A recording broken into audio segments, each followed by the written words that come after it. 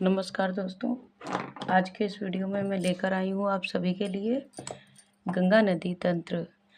और गंगा नदी तंत्र जो है वो भारत का सबसे बड़ा नदी तंत्र है। उत्तर भारत का कह सकते हैं या भारत का कह सकते हैं, दोनों का सबसे बड़ा नदी तंत्र है। इसी की चर्चा आज के इस वीडियो में हम करेंगे।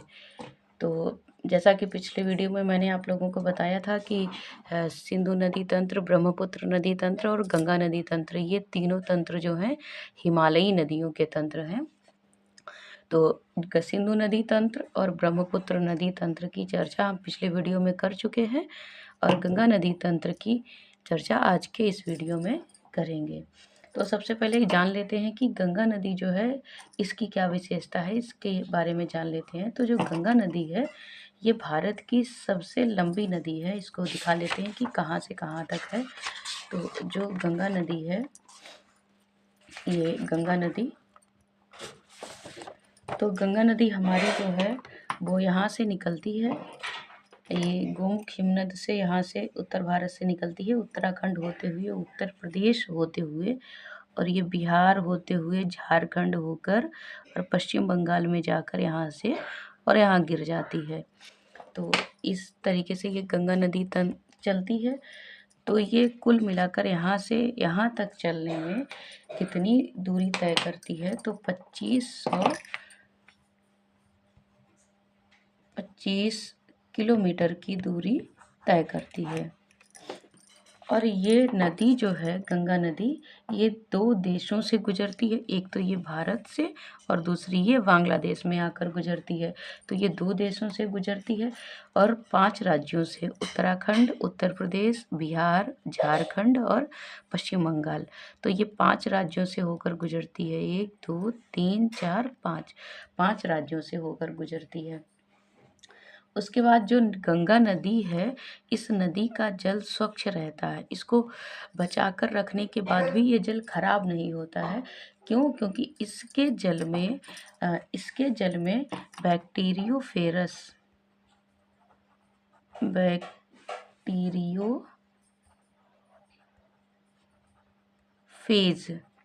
ये बैक्टीरियोफेज नामक जो वायरस है वो पाया जाता है। इसके कारण इस गंगा नदी का जल खराब नहीं होता है। यानी कि ये नदी जो है हानिकारक चीज़ों को ये नष्ट कर देने वाला ये ऐसा तत्व पाया जाता है, जिसके कारण गंगा नदी का जल खराब नहीं होता है। फिर 2008 में ये जो नदी है, ये 2008 ईस्वी में इस नदी को राष्ट्रीय नदी घोषित किया गया था। राष्ट्रीय नदी घोषित किया गया है। और ये जो इसमें जो जीव है, डॉल्फिन पाई जाती है, गंगा डॉल्फिन, उस गंगा डॉल्फिन को भारत का राष्ट्रीय जलीय जीव घोषित किया गया था। जैसे कि हम लोगों से कभी क्वेश्चन पूछ दिया जाता है कि भारत का राष्ट्रीय जलीय जीव कौन सा है, तो गंगा डॉल्फिन है। गंगा डॉल्फिन ये हमारा भारत का राष्ट्रीय जलीय जीव है। और 2008 में गंगा नदी को राष्ट्रीय नदी घोषित किया गया था। और ये कुल दूरी कितनी तय करती है? तो 2525 किलोमीटर की दूरी तय करती है। अब हम देखते हैं कि इसमें कौन कौन सी सहायक नदियां हैं इसकी, और कहाँ कब से निकलती हैं, कहाँ पर आकर मिलती हैं। इसकी चर्चा हम विस्तृत रूप में आज करेंगे। तो सबसे पहले हम देख लेते हैं कि गंगा नदी जो है ये कहाँ से निकलती है। तो गंगा नदी हमारी यहाँ से निकलती है। ये हमारा है गोमुख।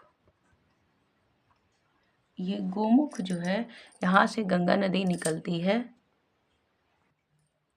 और ये यहाँ से निकलकर गंगा नदी, जो हमारी गंगा नदी है, ये गंगा नदी यहाँ से निकलकर, ये गंगा नदी निकल रही है यहाँ से। और गंगा नदी जो यहाँ से निकल रही है, इस गंगा नदी को हम यहाँ पर क्या कहते हैं? भागीरथी। यहाँ पर इसे कहते हैं भागीरथी। यानी जो गोमुख है यही हमारा गंगोत्री हिमानी है। ये गोमुख को ही हम क्या कहते हैं? गंगोत्री हिमानी। यहाँ से निकलती है, या हिमानी या हिमनद कह सकते हैं। तो गंगोत्री हिमनद से निकलती है हमारी गंगा नदी। और गंगा नदी जब आगे आती है, ये भागीरथी नदी के नाम से आती है, और जब भागीरथी नदी के नाम से आती है तो इसी में एक यहाँ पर हिमनद है, ये यहीं पर एक हिमनद है जिसका नाम है संतोपथ हिमनद, संतोपथ हिमनद या हिमानी। तो ये नदी यहाँ पर आती है जब, तो यहीं से एक नदी निकलती है जिसका नाम है अलकनंदा। इसे बना देती हूँ, ये जिसका नाम है अलकनंदा, यहाँ से आती है, यहाँ से, और यहाँ पर आकर मिल जाती है।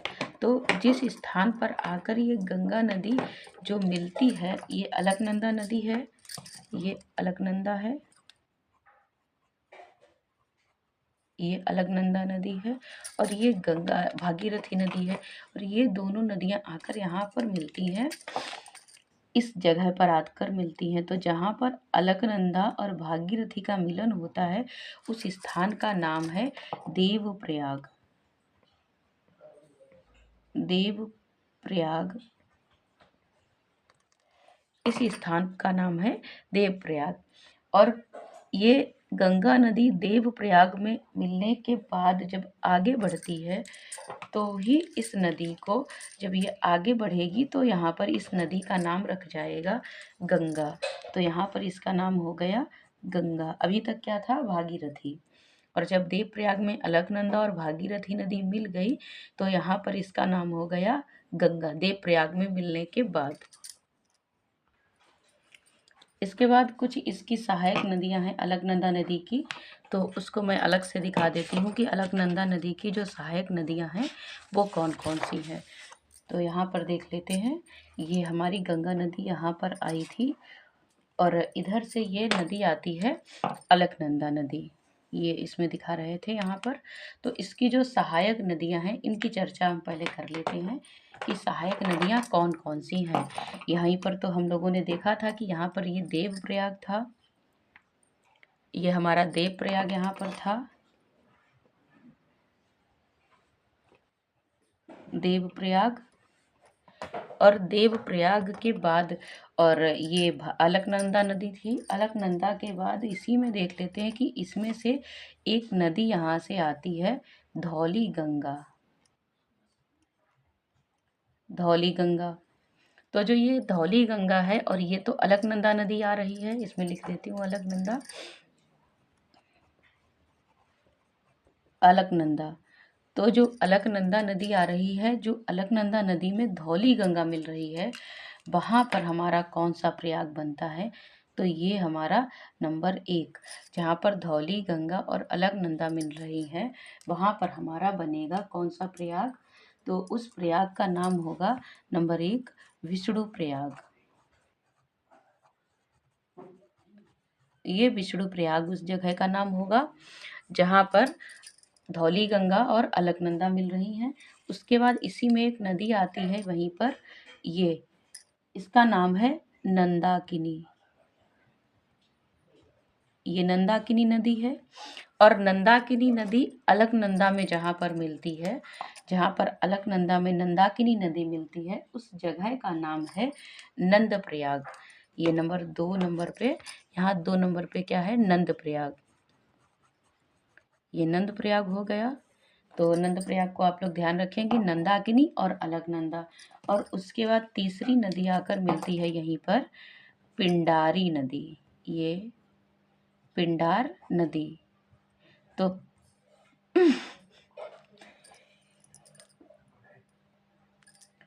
जहाँ पर ये दोनों का मिलन होता है, उस नदी, इन दोनों का मिलन, वहाँ पर इस नंबर को कहते हैं, यहाँ पर नंबर 3, उसको कहेंगे कर्णप्रयाग। ये कर्णप्रयाग है। तो ये 3 प्रयाग हो गए। और एक नदी इधर से आती है, ये मंदाकिनी नदी। और मंदाकिनी और अलकनंदा का जहाँ पर ये मिलन होता है, यहाँ पर नंबर 4, तो जहाँ पर मंदाकिनी नदी का मिलन होगा वहाँ पर क्या बनेगा हमारा? रुद्रप्रयाग। रुद्रप्रयाग बनेगा। ये कौन सी नदी है? तो मंदाकिनी नदी, मंदाकिनी नदी। इन चारों में नंबर 1 पे ये विष्णुप्रयाग, धौली गंगा और अलकनंदा, और नंदाकिनी और अलकनंदा जहाँ पर मिलेगी वहाँ पर नंदप्रयाग, जहाँ पर पिंडार और अलकनंदा मिलेगी वहाँ पर कर्णप्रयाग, और जहाँ मंदाकिनी और अलकनंदा मिलेगी वहाँ पर रुद्रप्रयाग, और जहाँ पर अलकनंदा और भागीरथी नदी मिलती है वहाँ पर ये देवप्रयाग जगह का नाम है। इतना आपका कंप्लीट हुआ। और क्योंकि ये 5 प्रयाग जो हैं, ये देवप्रयाग, ये पांचों प्रयागों से अक्सर क्वेश्चन पूछा जाता है कि कर्णप्रयाग किन नदियों के संगम पर है, या मंदाकिनी नदी और अलकनंदा के संगम पर कौन सा शहर है या क्या है। तो ये हम लोगों से अक्सर पूछ लिया जाता है, इसलिए मैंने इसको अलग से बताया है। इसके बाद गंगा नदी आगे बढ़ती है। तो जब गंगा नदी आगे बढ़ती है तो यहाँ पर पहुँचती है, यहाँ पर इसे एक शहर मिलता है जिस शहर का नाम है हरिद्वार। हरिद्वार में गंगा नदी पहली बार मैदान में प्रवेश करती है। अभी तक जो गंगा नदी उत्तराखंड में चल रही थी, तो ये ऋषिकेश उत्तराखंड में वहाँ पर्वतों से निकल रही थी, पहाड़ों से। तो पहली बार जब मैदान में प्रवेश करती है तो हरिद्वार में गंगा नदी मैदान में प्रवेश करती है। इसके बाद इसी में यहाँ ये नदी आगे बढ़ती है। जब ये नदी आगे बढ़ेगी तो कन्नौज के पास इसमें एक नदी आकर मिलती है जिस नदी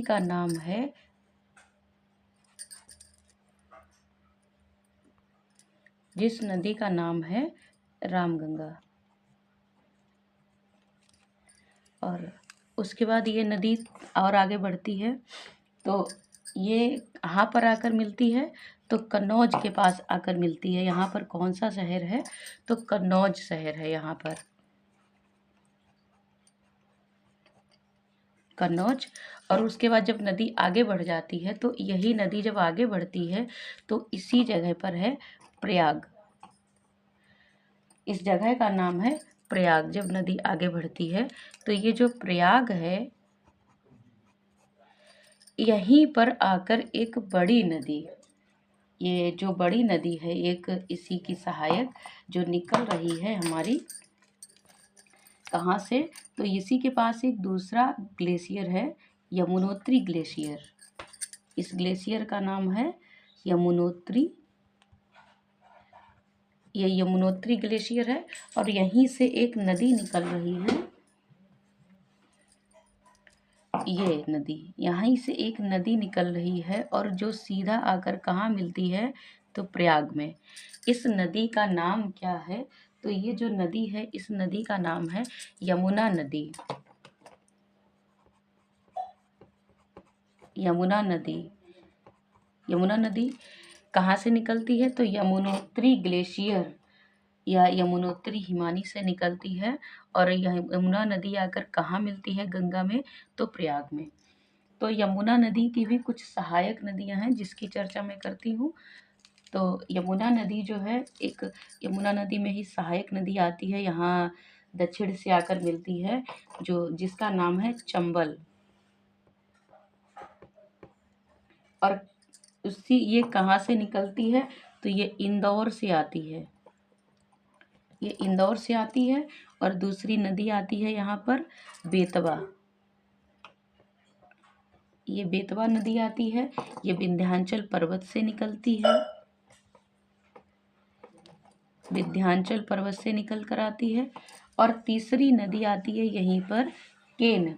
ये केन नदी जो है, ये केन नदी कैमूर पहाड़ी से निकलती है। कैमूर पहाड़ी, कैमूर पहाड़ी से निकल कर आती है केन नदी। ये तीनों नदियां जो हैं, ये तीनों नदियां कहाँ से निकल कर आती हैं? तो एमपी से, और ये भी एमपी से, और ये भी एमपी से निकल कर आती है। इसके बाद यही गंगा नदी थोड़ा और आगे बढ़ती है।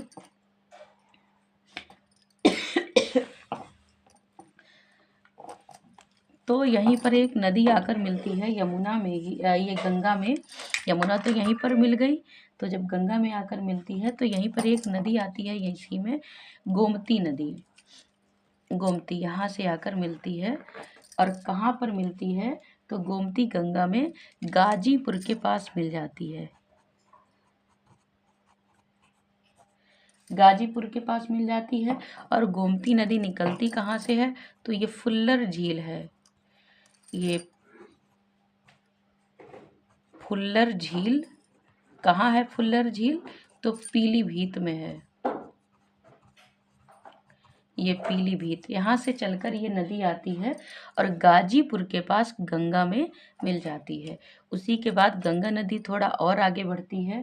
तो जब थोड़ा और आगे बढ़ती है तो एक नदी आकर इसी में मिलती है, घाघरा। यहाँ से आती है, घाघरा नदी निकलती है। यहाँ घाघरा नदी यहाँ से आती है नेपाल से निकलकर, और यहाँ पर आकर कहाँ पर मिलती है तो ये एक जगह है छपरा। ये छपरा जगह है, छपरा के पास आकर मिल जाती है। ये थी हमारी गोमती, और ये है घाघरा, और ये रामगंगा, और ये अलकनंदा। और इसी के बाद थोड़ा और आगे जब बढ़ती है नदी बिहार में प्रवेश कर जाती है, ये पटना के निकट। तो यहाँ पर जब पहुँचती है तो इसी में एक नदी आती है, बहुत फेमस नदी है यहाँ से। ये यहाँ पर आप लोगों ने देखा होगा, ये जो पहाड़ी है अमरकंटक की पहाड़ी। ये अमरकंटक पहाड़ी जो है, इसी अमरकंटक पहाड़ी से एक नदी निकलकर आती है। ये इसका नाम है सोन। ये सोन नदी है, और कहाँ पर तो पटना में आकर गंगा में मिल जाती है सोन नदी। और सोन नदी के बाद यही जो हमारी सोन नदी है, फिर उसके बाद जब गंगा आगे बढ़ती है तो यही गंगा नदी में एक गंडक नदी आकर मिलती है। यहाँ पर ये गंडक नदी है जो वो सोनपुर के पास गंगा में मिल जाती है। ये सोनपुर है, ये सोनपुर के पास गंगा में मिल जाती है। तो ये नदी कौन सी है? गंडक। गंडक नदी है। और गंडक के बाद एक और नदी आकर गंगा में, गंगा आगे जैसे ही बढ़ती है तो यहाँ पर एक नदी और आकर मिलती है जिसका नाम है कोसी। ये भी आप लोगों ने सुनी होगी नदी, कोसी नदी। तो जो कोसी नदी है वो भी मिल जाती है कहाँ पर तो कुर्सेला के पास। कुर्सेला के पास आकर गंगा में मिलती है। फिर गंगा जब और आगे बढ़ती है थोड़ा सा जब और आगे बढ़ती है तो इसी में महानंदा नामक नदी, एक महानंदा नदी है। ये महानंदा नदी आकर मिलती है, कहाँ से निकलती है ये महानंदा नदी? तो दार्जिलिंग की पहाड़ियों से निकलती है। दार्जिलिंग पहाड़ी से। इस नदी का नाम है महानंदा। और महानंदा के पास से ये फरक्का बैराज यहीं पर है, ये इसी जगह पर है फरक्का बैराज।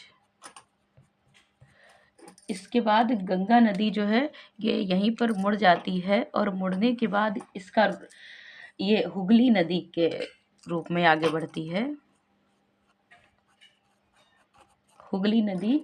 और ये जो गंगा नदी यहीं से निकल जाती है हुगली नदी, और गंगा नदी आगे बढ़ जाती है। और गंगा नदी जब आगे बढ़ जाती है तो इसी नदी का नाम हो जाता है पद्मा। बांग्लादेश में जब प्रवेश कर जाती है तो इसी का नाम हो जाता है पद्मा। गिरने से पहले ये पद्मा के नाम से जानी जाती है हुगली नदी। और हुगली की ही एक और सहायक नदी है हुगली की, जिस नदी का नाम है दामोदर नदी। इसकी विशेषता आप लोगों ने पढ़ी होगी, दामोदर नदी को ही कोयला नदी भी कहते हैं।